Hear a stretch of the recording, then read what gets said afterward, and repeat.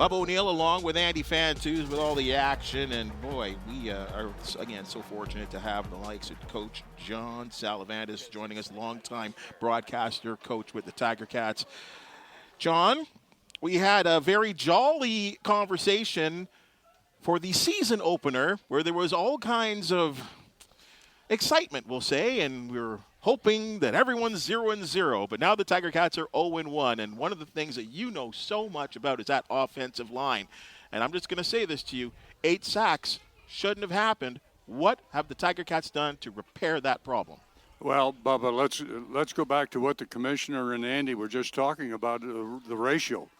You know, in that ball game with sacks lead going out and the injury to the center, we now have 3 offensive linemen who are Canadians on the 6-game injured list.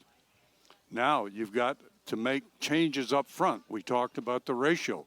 This has a ripple effect.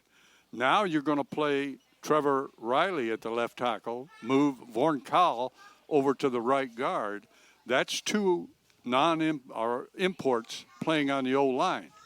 That brings into play who's going to be the Canadian content to get to your 7. So now you have to take Don Jackson, the running back, off the program, and you put 2 Canadians in the backfield. On the defensive side, we're going to miss Wynn tonight, but Bennett, the Canadian, has to come in and play the defensive end. So those are changes that had to be made in order to satisfy the ratio. Now, whether or not those guys can contribute to the level they need to beat Calgary remains to be seen. But I'm optimistic now. Yesterday when Andy and I talked, I was very pessimistic.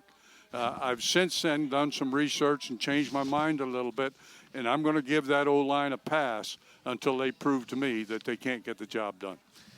Well, I'm certainly excited to see Tyrone Riley in his first start. He is a big boy. I saw a bit of him in training camp, and he's got his work cut out for him today.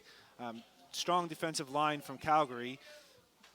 You look at the what about that matchup you think is very intriguing? I know how do you stop them from getting 8 sacks or any sacks? We talked about the quick game and running the ball, but what's your take on that? Well, I think first of all, when you go back to protection schemes, you got to have the proper scheme going on. We did not pick up the blitzes in the last ball game, the red dogs from the linebackers especially. That has to change. That goes back to film study. So Calgary's looked at that film. They said, okay, they couldn't pick this up, so we're going to try that. Hamilton has to counter and make amends to what they did and put their running back in a better position for pickup on that. Second to that, one of the things I noticed on the film was our weak side guard in the last ball game was having to pay too much attention to the defensive end. What he needs to do is to set back into second level, spy the nose guard, the one technique, make sure the center's okay before he ever goes out to help that tackle, because the shortest way to the quarterback is right down Main Street. So you've got to be able to secure that. I think they would have worked on that during practice. I was able to watch some of the practice time. They seemingly have a better scheme going into this ball game against Calgary. Last week we talked about the issues the center would have with the noise level and between the center and the guard. Well, this week there's a different issue there because Jesse Gibbon is moving in and starting at the center position. How tough is that to go into that role as a signal caller of the offensive line, and how do you think they're going to deal with it? Well, Jesse's played there a couple of times in past, and so he's got some semblance of ideas what's going on. He's got Revan Berg standing on his left side, who's a veteran player. And Rev should be able to help him if there's any call situations that he stumbles with. I don't think he will. I think Jesse's smart enough that he'll be able to make the calls. Now, at the same time, saying that, in this league, Wiggins will be playing that one technique. And Wiggins is a 7-year veteran, and Wiggins can put the same kind of pressure on we saw last week. The same as a Teddy Laurent, the same as a Micah Johnson. So Jesse Gibbons is going to have to play a very good game. Let's just also take a little bit of the pressure off the offensive line? Because I'm led to believe that when in a sack situation, you talked about looking at the film, sometimes the quarterback can be responsible for the sack or a turnover as well. Absolutely. You know, once he holds that ball too long or once he moves out of the pocket in the wrong direction, now the offensive line has lost their leverage on the blocks that they're trying to make.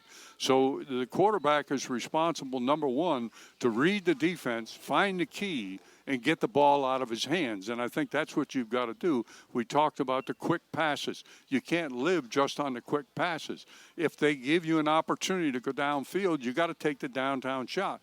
And remember this, with Calgary, their interior people, their halfbacks and safety are all first and second year players. Their corners are veteran players. Their defensive line are veteran players. And their middle linebackers are veteran player. But Sam linebacker, halfback, middle safety, and weak side halfback are all young players. Well, I'll be the first one to just say it, that receivers can be blamed for sacks as well. But kind of changing topics a little bit here. It's a really windy day. We had to move our set from outside to inside because it's that windy. Obviously, the kicking game is going to be a factor. But I wanted to ask you, as a coach, what would be your strategy going into even something as like the coin toss on a day like today where it's this windy? Well, number one, you've got to win the coin toss, and you've got to take the ball in the fourth quarter. You must have the ball in the fourth quarter because you don't know if the wind's going to stay up. So theoretically, what you're looking at is you can't just win the toss and take the ball. You're killing yourself in the second half. So you want to defer and get that wind in the fourth quarter. If you don't, when you're playing against the wind, you've got to be conservative because you can't throw the ball deep down the field, but you've got to put first downs together. I watched the punters out there on the field this afternoon, and the ball is taking off to the east of the stadium. So whichever way they're kicking, if they're kicking with the wind, even at that, the ball is going to drift towards the east. So the return guy has got that problem. If they're punting against that wind, go back to 2013 when we were in Guelph and played against Calgary. And remember that win then and some of the kicks that were happening in that ball game. So the kicking game is going to be super important tonight. And Calgary has a number. Their punter is only a first-year player also. Talked offense, we talked special teams. What about the defense? You talked about the loss of Dylan Wynn in the middle. That's a big loss. He's a regular starter and a real enthusiastic ball player on that line. But I don't think they lose a lot in Autry the second, do they?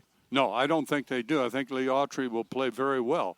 I think the key is going to be whether Johnson and Bennett can match up. And we watched Bennett in the preseason and in the early going, Mason Bennett, and I think he's a good defensive end. He's got to be under control out there. Now, you've got a quarterback that likes to stay in the pocket. He doesn't like to get out of the pocket.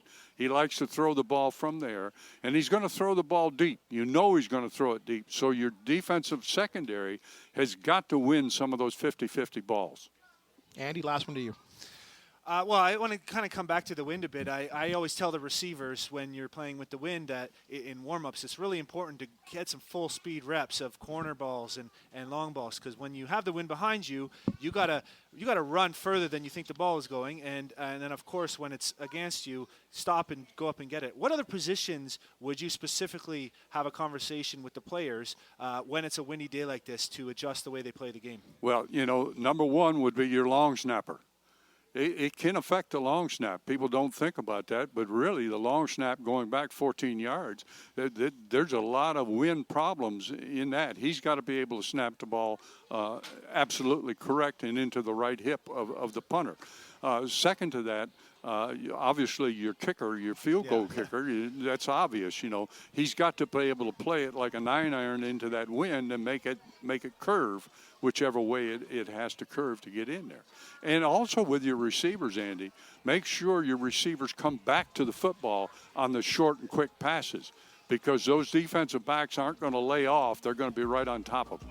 Coach Sal, we know you have some responsibilities on what is Canadian Football Hall of Fame weekend, and it's been a real special time around here. The crowds are starting to come in. They're enjoying the $5 beers, and of course, we've got the Coach O towels for the first 10,000. Thank you for joining us on the pregame show. Again, enjoy the game.